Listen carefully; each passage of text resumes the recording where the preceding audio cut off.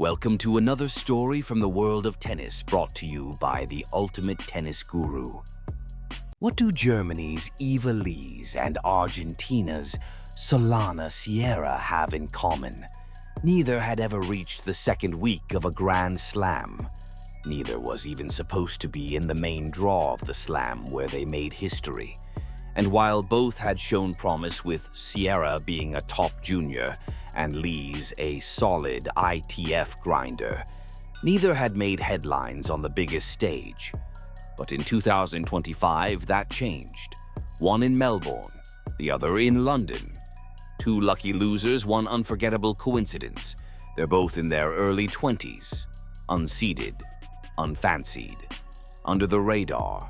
But when fate gave them a second chance, they didn't just show up, they showed out.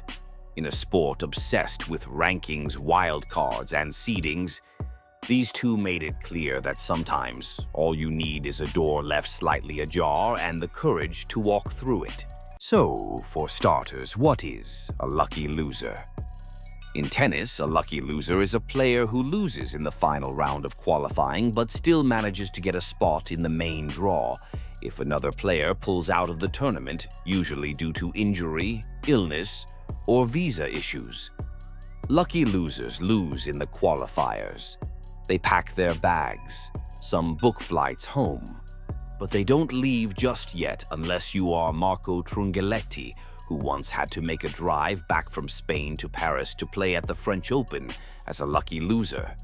Because there's still a sliver of hope. It doesn't happen often, and it rarely happens early, which means those players who've just suffered a crushing loss have to wait, sometimes for hours, sometimes overnight, sometimes right up to minutes before the tournament begins. They hang around the locker room, keep practicing, trying not to get their hopes up while checking the withdrawal list.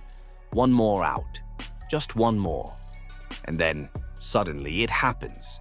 They get the call, or someone walks up to them and says, "You're in." Just like that, the script flips from disappointment to opportunity. That's what happened to Eva Lys in Melbourne 2025 and to Solana Sierra in London 2025. Both had lost their final round of qualifiers, and most probably both had already checked out mentally. And then they were back in. For Eva Lys, the wait stretched all the way to the edge of the tournament's start. She had lost in the final round of qualifying at the Australian Open. Bags packed, mentally checked out. But then, at the last possible moment, came the news. Anna Kalin's Kaya had withdrawn. And just like that, Eva was in. What happened next was straight out of a sports movie.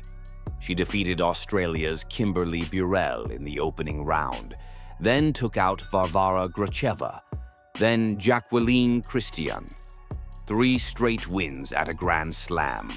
For a player who, just days earlier, wasn't even in the main draw, this was huge. In the 4th round, she faced world number 1 Iga Swiatek.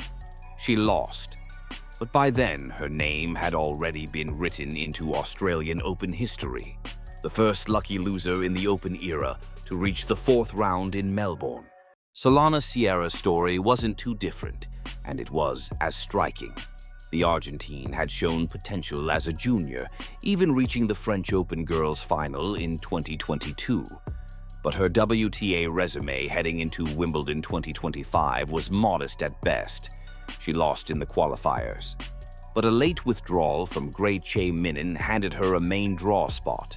She was given an hour's notice before her opener against Olivia Gadecki. She made it count. Sierra defeated Gadecki in straight sets, then stunned local favorite Katie Boulter from being a set down, and then overcame Christina Buxa in 3.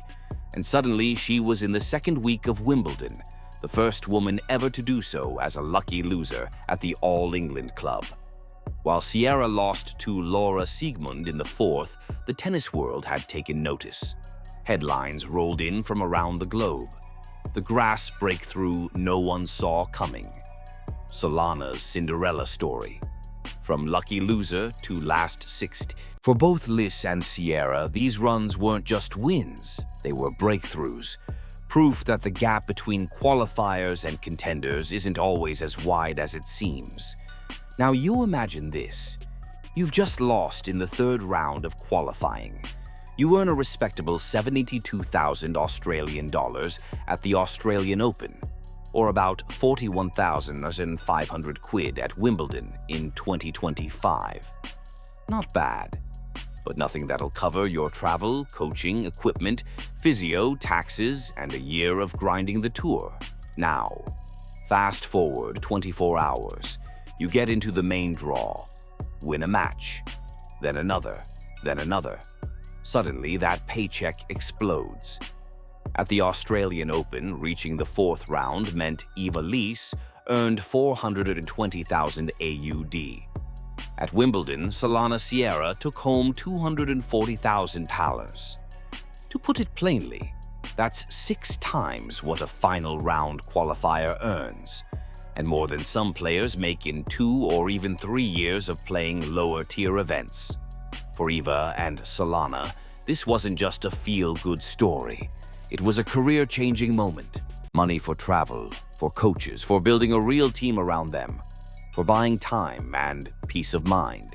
Because at the bottom rungs of pro tennis, you're not just playing for ranking points, you're playing for survival. And in 2025, both players cashed in on a once-in-a-lifetime shot and turned it into everything they needed to take the next step.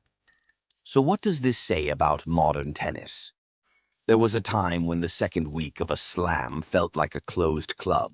If you weren't seeded, didn't have a high rank, or weren't already in the headlines, you didn't get in. That time is gone. In 2025, 2 lucky losers, unseeded, underhyped, and just weeks removed from qualifying defeats, made it to the last 16 of the Australian Open and Wimbledon. That's not luck. That's depth. Women's tennis is evolving. The difference between a top 30 player and a top 130 player is shrinking, not in ranking points, but in quality.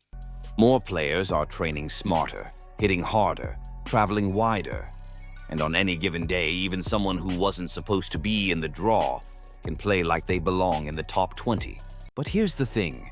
That talent pool could be even deeper if the economics of tennis didn't work so hard against it. Because the truth is, there's a massive wage gap in the sport. Top players fly with their teams, travel business class, stay rested and ready. Lower-ranked players often sleep 2 to a room, coach themselves, stretch their earnings just to play the next tournament. So when someone like Lys or Sierra gets a breakthrough, it's not just about belief. It's about finally getting the resources to compete like the players they're trying to beat. What if more players had the same support as the top 50? How many more Cinderella stories would we see? Eva and Solana's runs remind us of what's already possible and hint at how much more we would discover if tennis made it just a little bit easier to keep going. If you're ranked outside the top 200, if you're traveling solo, stringing your own rackets, crashing in cheap hotels, wondering if it's even worth it, this is your reminder. It only takes 1 week, 1 tournament, 1 withdrawal, 1 lucky break, and suddenly everything changes. Eva Lys and Solana Sierra didn't reinvent their games overnight, they just stayed ready. And when opportunity knocked, they didn't hesitate. Their stories are a quiet message to every player grinding it out on the ITF and Challenger circuits. You might be just 1 match, 1 phone call, 1 moment away from turning your career around.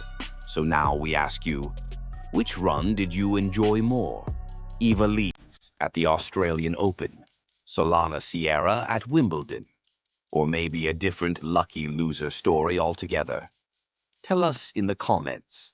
And if you want more real stories from tennis, the kind that don't always make the highlight reels, hit that subscribe button, because we'll be bringing you more of tennis's most surprising, inspiring, and untold moments.